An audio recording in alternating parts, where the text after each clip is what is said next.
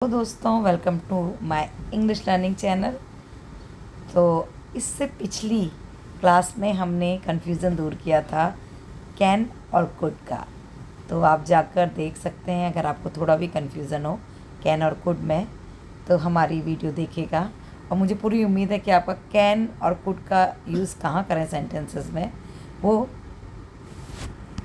आपका दूर हो जाएगा। और आज हमारा जो टॉपिक है वो है मे और माइट का कन्फ्यूज़न, कि आप मे का इस्तेमाल कहाँ कर सकते हैं और माइट का। तो आइए ये कन्फ्यूज़न दूर करते हैं, मे और माइट का कन्फ्यूज़न ख़त्म। तो मैंने आपको पिछली बार भी बताया था कि मॉडल वर्ब्स, कुछ मॉडल वर्ब्स होती हैं जो हम अपने सेंटेंसेस में यूज़ करते हैं, वो हेल्पिंग वर्ब होती हैं जो कि मेन वर्ब के साथ काम करती हैं। और ये इनका काम एक्शन करना नहीं है, जबकि आपकी भावनाओं को, आपके एक्सप्रेशन को दिखाना है कि आपकी जैसे कि एबिलिटी, पॉसिबिलिटी। एबिलिटी मतलब आपकी योग्यता क्या है, पॉसिबिलिटी किसी चीज़ की संभावना, परमिशन कोई आप परमिशन ले रहे हो, आज्ञा ले रहे हो, ऑब्लिगेशन कोई करना बहुत ज़रूरी है, ज़रूरत है, आपका फ़र्ज़ है। तो इन शब्दों को दर्शाने के लिए मॉडल वर्ब्स का यूज़ करते हैं जो कि हमारे एक्शन नहीं, हमारे एटीट्यूड को, हमारे इमोशन को दिखाती हैं। तो मुझे पूरी उम्मीद है कि आपको ये टॉपिक समझ में आ गया होगा। मॉडल वर्ब का टॉपिक, मॉडल वर्ब्स वो वर्ब्स हैं जो हेल्पिंग वर्ब्स होते हैं, जो कि एक्शन का नहीं, हमारे एटीट्यूड, हमारी भावना, हमारे इमोशन को दिखाते हैं।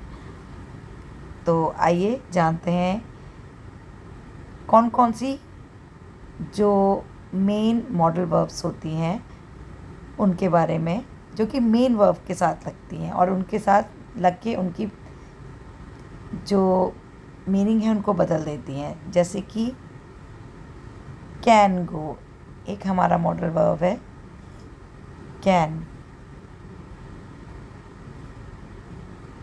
कैन गो, आप जा सकते हो। मस्ट स्टडी, अब स्टडी तो नॉर्मल हमारी बेस वर्ब है, मस्ट लग के आपको ज़रूर पढ़ना है, या आपकी ऑब्लिगेशन है, ज़रूर आपको पढ़ना पड़ेगा।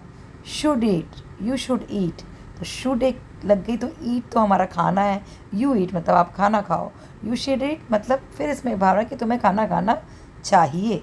तो शुड, मस्ट, कैन, कुड, ये सब हमारी जो मॉडल वर्ब्स हैं इनका हम यूज़ करते हैं।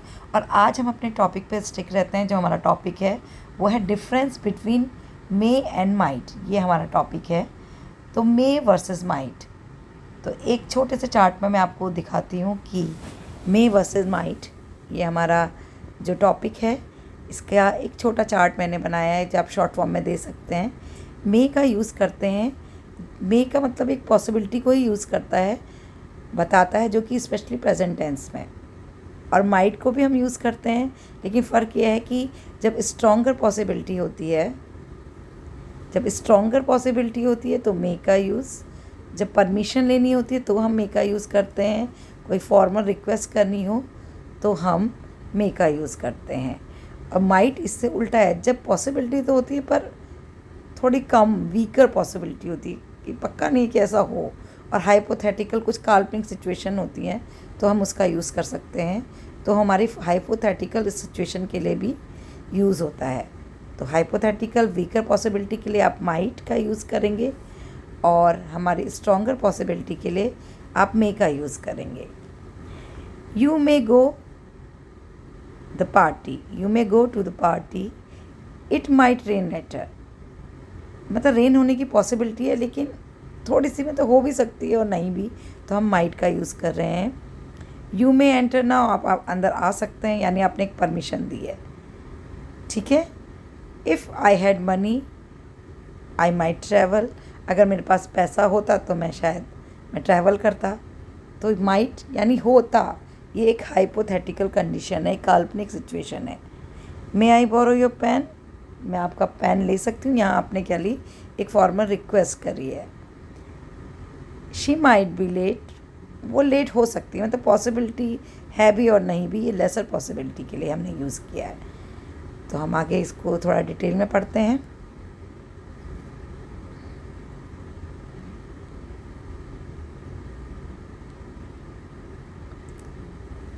हमें ये तो पता है कि जो हमारे मे और माइट, ये दोनों हमारे मॉडल वर्ब्स हैं और दोनों ही दिखाते हैं, इसका मेन काम पॉसिबिलिटी या संभावनाओं का दिखाते हैं। और इनका यूज़ हम करते हैं थोड़े अलग अलग ढंग से।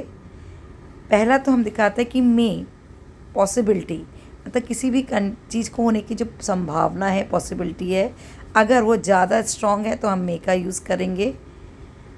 जैसे कि इट मे रेन टुडे, यानी आज बारिश हो सकती है। हालांकि मे वर्ड भी पॉसिबिलिटी को ही दिखाता है, जो मे वर्ड है वो हमारी पॉसिबिलिटी को दिखाता है, लेकिन जब हम मे का यूज़ करते हैं तो वो पॉसिबिलिटी ज़्यादा होती है। और माइट दिखाता है कमज़ोर, मतलब पॉसिबिलिटी बहुत कम पॉसिबिलिटी है, डाउटफुल है कि ऐसा होगा या नहीं होगा, तो हम माइट का यूज़ करते हैं। जैसे कि इट माइट रेन टुडे, हो सकता है कि बारिश हो और हो सकता है नहीं भी हो। तो हम यहाँ पे जो हमने यूज़ किया है ये आप देखेंगे, इट माइट रेन टुडे, हो सकता है बारिश हो पर पक्का नहीं लग रहा। और दूसरा है टेंस और टाइम में, आमतौर पर हम प्रेजेंट टेंस में और फ्यूचर टेंस जो पॉसिबिलिटी होती है, में पॉसिबिलिटी को ही दिखाता है। तो में प्रेजेंट और फ्यूचर दोनों पॉसिबिलिटी को दिखाता है। ही मे कम टुमारो, यानी ये फ्यूचर टेंस के लिए यूज़ हुआ है कि हो सकता है कि वो कल आए। और माइट जब बहुत ही आपकी पॉसिबिलिटी कम हो, ही माइट कम टुमारो, मतलब पक्का नहीं है कि आएगा नहीं आएगा, उसकी पॉसिबिलिटी कम है।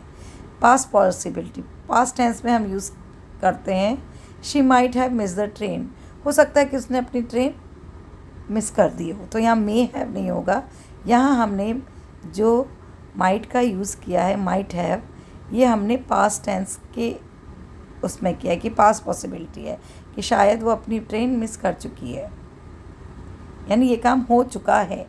तो she might have miss the train, तो पास्ट पॉसिबिलिटी के लिए माइट का यूज़ करते हैं। तो आपको उम्मीद है कि समझ में आ गया होगा कि मे का यूज़ कहाँ करते हैं और माइट का यूज़ कहाँ करते हैं।